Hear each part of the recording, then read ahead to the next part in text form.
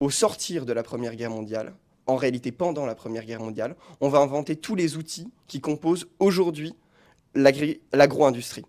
Les gaz de combat, qui vont devenir les pesticides.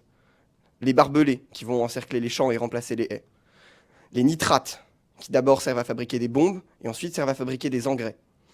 Les chars, qui vont donner les tracteurs.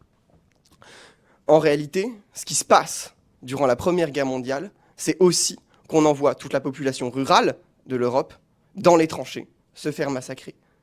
Et on continue ça après, pendant la paix, en faisant une guerre à la nature dans une agro-industrie ultra violente, mais surtout une guerre économique entre les nations sur un marché mondialisé de l'alimentation. En mettant en concurrence des espaces, par exemple, comme les pays tropicaux, qui ont plusieurs récoltes par an, puisqu'elles ne connaissent pas l'hiver, avec des pays du Nord, en mettant des espèces, des grands pays, des grandes plaines agricoles comme l'Ukraine, etc., la Russie, en concurrence avec des plus petits espaces.